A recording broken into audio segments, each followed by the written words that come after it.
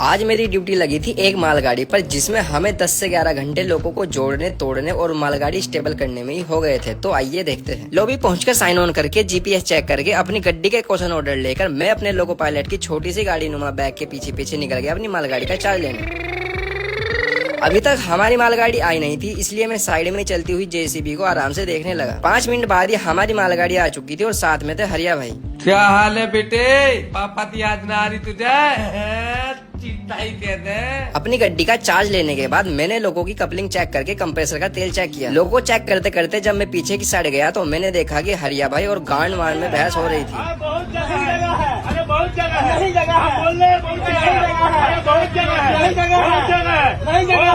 आगे पीछे ऊपर नीचे अच्छे से चेक करने के बाद हम लोग चलने के लिए रेडी तैयार थे। इसी बीच मेरी हरिया भाई से थोड़ी बहुत बातचीत हुई। अरे होगा पावरफुल, हमने बड़े बड़ों के पावर ढीले कर दिए।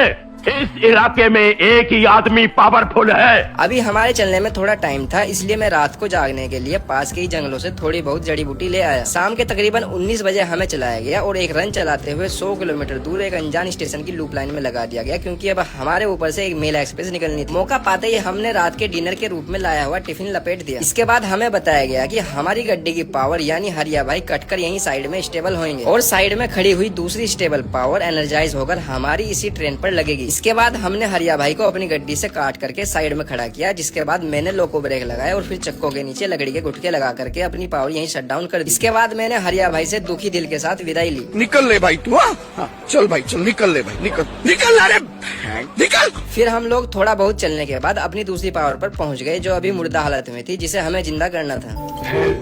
कर दीजिए प्रोफेसर, मुझे पहले जैसा बना दो। इसके बाद हमने पावर को जिंदा करने का प्रोसेस स्टार्ट किया। मेरे लोको पायलट साहब ने मुझसे पूछा कि बता चले पावर को जिंदा यानी एनर्जाइज कैसे किया जाता है, जिसके जवाब में मैंने बताया 2 किलो कपूर, 2 साबुत नारियल, 250 ग्राम तुलसी, चंदन, बतासा, घोसड़ा, इन सबको इकट्ठा करवा के एक हंडिया पे टोटका करवा के रखवा दो उस दिन, और बाकी बेटे ऊपर वाला मालिक है ही। इसके बाद मेरे लोको पायलट साहब ने मुझे शाबाशी देते हुए बोला,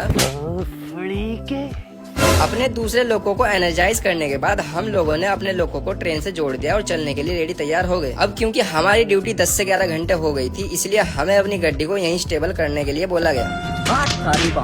अब रात के 3 बजे भरे जंगल में मैंने अपनी गड्डी के वैगन के हैंड ब्रेक लगाने का प्रोसेस स्टार्ट किया। अब क्योंकि हमारे लोगों के जस्ट पीछे गांड वान भी लगा था, इसलिए मैंने गांड वान के भी हैंड ब्रेक लगा। फिर लोगों की चाबी और लॉग बुक हमने स्टेशन मास्टर को सौंप दी। इसके बाद हमारे लिए एक मेल एक्सप्रेस रुकवाई गई, जिसमें सवार होकर हम लोग पास की एक लॉबी जहानुमाबाद में पहुंच गए। इसके बाद ड्यूटी ऑफ करके हम लोग रनिंग रूम जाकर सो गए।